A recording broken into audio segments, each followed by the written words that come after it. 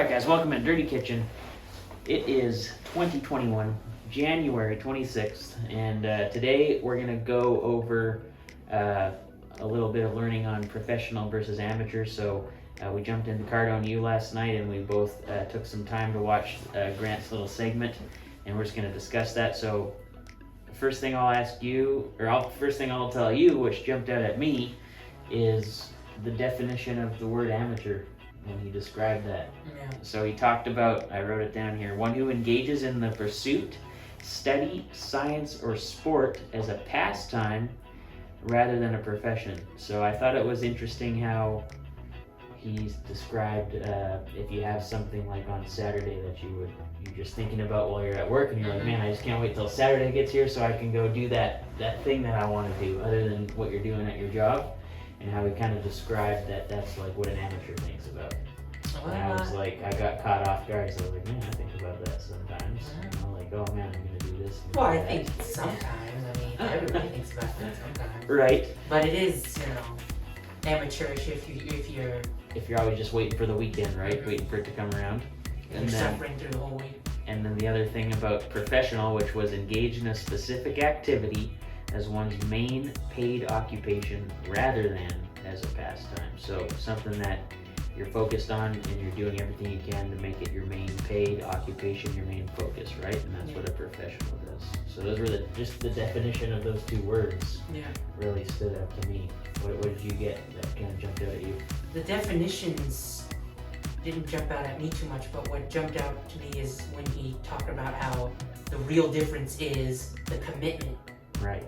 Because there are plenty of, by the bare definition of it, professional salespeople, as he put it, but they have an amateurish mindset because they're not committed to learning. Right. They're not, disciplined to get good at it. Right. I liked how he kind of said the more he learned in his career, the more he earned, and I'm not sure if you've heard that line, the more you learn, the more you earn. Yeah. And so that was just, reinforcement from somebody that's already made it, that the more he committed, like you said, the more he learned, the more he earned. Yeah. So it's just it's a simple concept, but sometimes you have to be aware of it, right? So I kind of put down on my notes here that he kind of put it out amateur, and then you become a professional, and then you become an expert, and then you finally get to becoming a master. Yeah. So what I thought for going off of our goals and our targets that we had discussed the other day, where we have the big goal and then we have the targets on the way to the goal. So for me, I think I'm still an amateur because I look at all the other alphographics and people that are making $12 million of sales a year, which is like our business 12 times. Yeah. I would pretty much say we're pretty much an amateur compared to those guys. Yeah. Even if we, think we're doing good, when you look at other people that do the exact same thing as us, yeah, and they're doing it 12 times bigger. Here in San Antonio, other branches?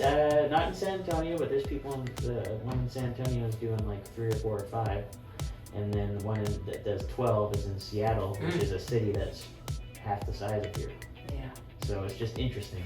So those guys, I would say, are professionals.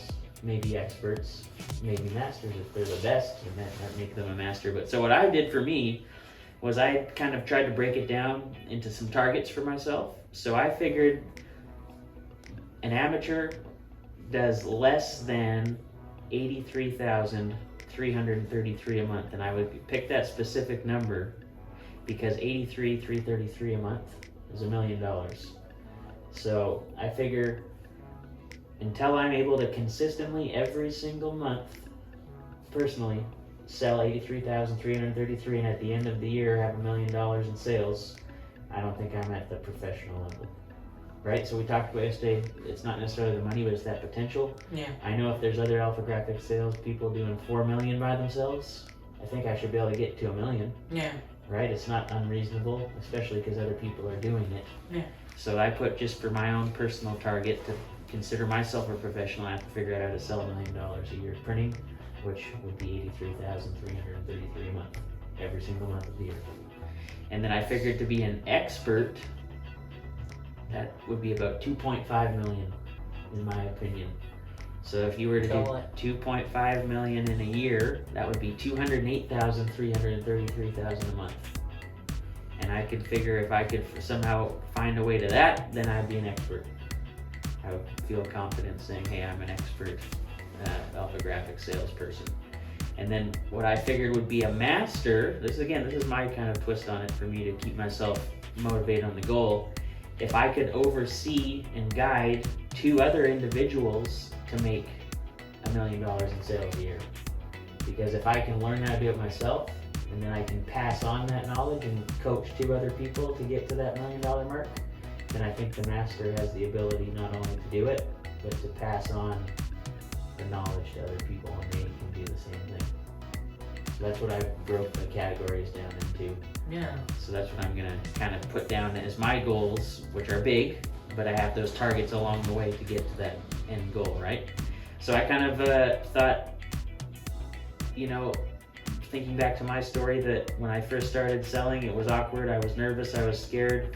But now, since I've kind of built that base, I've built those clients, and I have that system we talked about yesterday, and that daily, preparedness, I'm excited to come here, and I look forward to every single day, because I'm like, what can I do today? Yeah. So it's changed from gaining that experience, even though I'm not where I want to be. The more you do something, the better you get, the more you like it.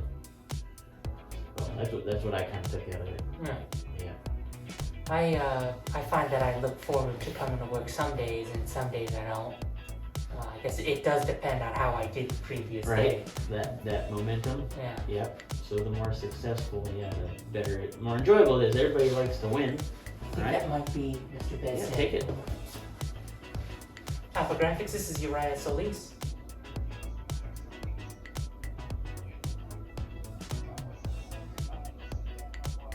Daniel Juarez, hey there, sir. Yes, sir.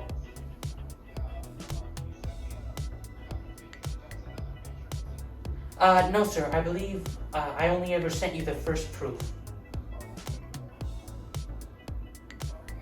Yes, sir. I'll send over the updated proof as soon as the designers are finished with that. I'd have to go and check when that might be, but since you called, we can probably get you something by the end of the day today or in the morning tomorrow at the latest. All right, sir. I'll send over those via text, so you can take a look at those, and you can send you approval via the text as well. Sure, you can call anytime, sir. You bet. You have a good one, sir. All right, goodbye. I already noticed. What?